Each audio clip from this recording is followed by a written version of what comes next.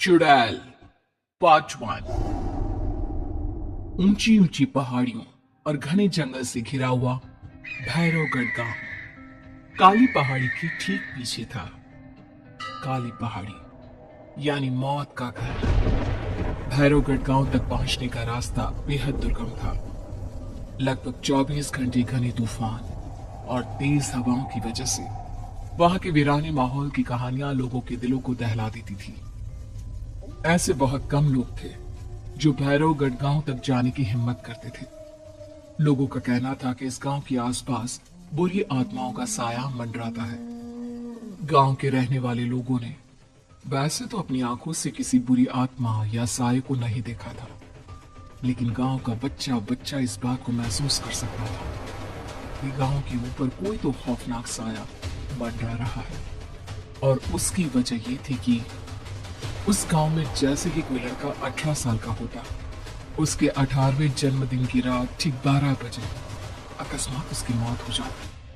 हर बार ये मौतें बड़े ही रहस्यमयी ढंग से होती और इस बार सरपंच सुमेर की बेटी को 18 साल होने में अब बस 15 दिन बाकी थे। अजी सुनते हैं, हमारा बेटा भी कुछ दिन बाद 18 साल का हो जाएगा। कहीं वो डायन उसे भी खा गई तो? कैसी बातें कर रही हो? जब वो इस गांव में ही नहीं है तो कोई भी डायन या बुरा साया उसका कैसे कुछ बिगाड़ सकता है? उसे कुछ नहीं होगा। हाँ जानती हूँ, आपने उसे पढ़ाई के बहाने इस गांव से बाहर निकाल शहर भेज दिया है, लेकिन ये भी तो सच है ना कि वो बार बार यहाँ आने की जिद करता रहता है।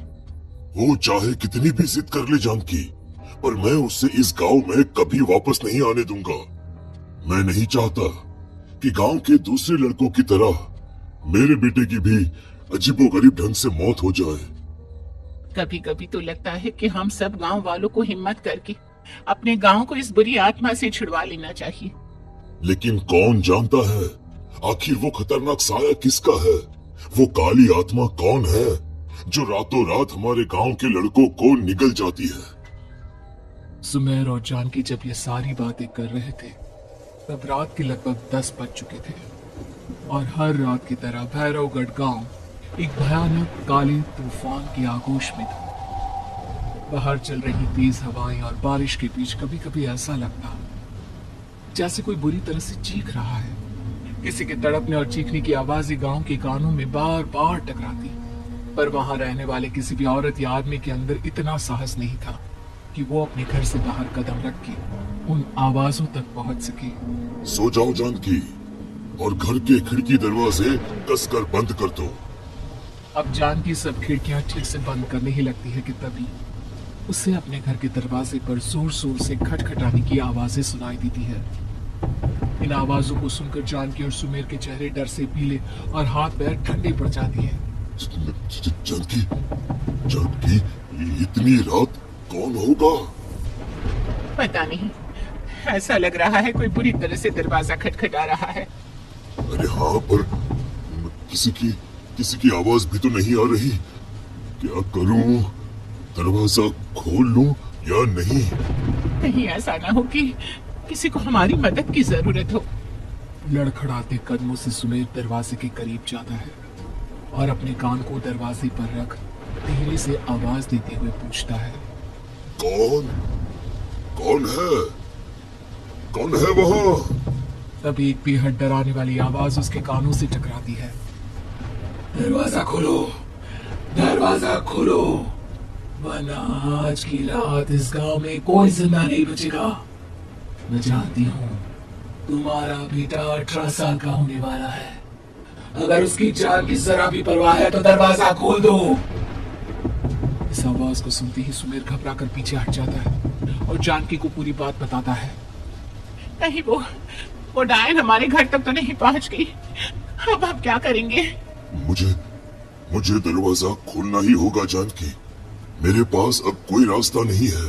इतना कहकर सुमेर डर से अपनी दोनों आंखें कसकर बंद करता है और कांपते हाथों के साथ झटके से दरवाजा खोल देता है। तभी किसी की जोर से हंसने की आवाज सुमेर और जानकी को सुनाई देती है। उस आवाज को सुन दोनों दरवाजे की तरफ देखते हैं और सामने अपने बेटे राहुल को खड़ा देख दंग रह जाते हैं। राहुल के हाथ में उसका मोबाइल होता है जिसमें से वो आवाज बज रही थी। ये क्या मजाक है? और तू यहाँ, तुझे मना किया था ना गांव में आने को, समझ में नहीं आता क्या? 18 साल का होने वाला है तू। माँ, आप लोग भी पता नहीं किन अंधविश्वास भरी बातों पर भरोसा करते हैं। क्या क्या मैं अपने घर नहीं आ सकता? आप लोगों से नहीं मिल सकता? देख बेटा, हमने तुझे किसी वजह से ही इस गांव से दूर रखा था और यहाँ आकर तूने अच्छा नहीं किया। चल चल चल, मैं तुझे अभी के अभी वापस शहर छोड़कर आता हूँ। ओफो पापा, आप बेकार की बातों से परेशान हो रहे हैं। बाहर इतना तेज अंधर तूफान चल रहा है, कहीं जाने की जरूरत नहीं है। मैं बस आप लोगों से मिलने आया हूँ, कुछ दिन रहकर चला जाऊंगा। दिमाग खराब हो गया है इस लड़के का, नहीं जानता कि इस गांव में ये सुरक्षित नहीं है। किसने कहा था तुझे यहाँ आने को? ये आवाजें सुन, बाहर से जो आवाजें आ रही है तुझे सुनाई नहीं देती क्या? अरे माँ, जब जोर से तूफान चलता है, तेज हवाएं चलती हैं, तो इसी तरह की आवाजें आती हैं। ये बहुत नॉर्मल है माँ। नॉर्मल होगी तेरे लिए बेटा। 4 दिन शहर में पढ़कर आया है तो अपने माँ बाप की बात नहीं मान सकता। माँ, मुझे भी बहुत जोरों से भूख लगी है, पहले कुछ खिला दो, और रात भी बहुत हो गई है। हम इस बारे में कल बात करते हैं, ठीक है? राहुल की वापस आ जाने से जानकी और सुमेर की आंखों की नींद उड़ गई थी। खाना खाने के बाद राहुल तो अपने बिस्तर पर जाकर सो गया, लेकिन जानकी और सुमेर पूरी रात उसके कमरे के बाहर पहरेदारी करते रहे। उन्हें पल पल इसी बात का डर था कि कहीं उनके बेटे को कुछ हो ना जाए। रात बीतती है, सुबह का सूरज निकलता है। अब जैसे ही वो राहुल को नींद से जागते देखते हैं तो उन दोनों के दिल को सुकून मिलता है। अरे माँ, पापा, आप अभी तक यहीं बैठे हैं? क्या पूरी रात सोए नहीं? जिनकी जवान बेटी की जान को खतरा हो, उन माँ बाप को नींद नहीं आती बेटा। बेटा, अब तू वापस शहर चला जा। देखो माँ, मैं किसी जरूरी काम से इस गांव में आया हूँ, और वो काम पूरा होने के बाद मैं खुद यहाँ से चला जाऊंगा। काम? गांव में तेरा क्या काम है?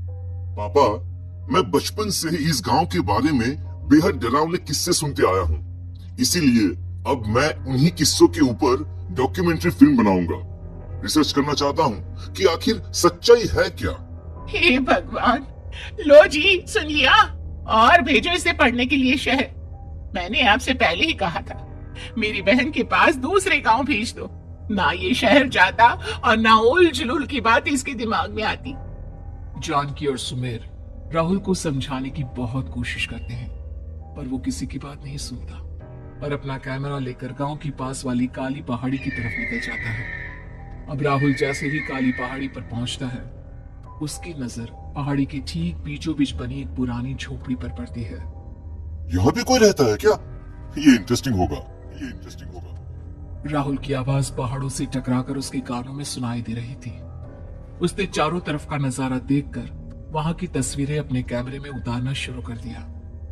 तभी अचानक राहुल ने अपने कैमरे में खींची हुई तस्वीर को जूम करके देखा, और उसमें उसे जो नजर आया वो देखकर राहुल के होश उड़ गए। क्या सचमुच उस गांव के ऊपर किसी बुरी आत्मा का साया था? क्या राहुल की जान बच पाएगी? क्या देखा था राहुल ने उस फोटो में जिसे देखकर वो दंग रह गया? इन सवालों के जवाब जानने के लिए देखिए इस कहानी का अगला भाग।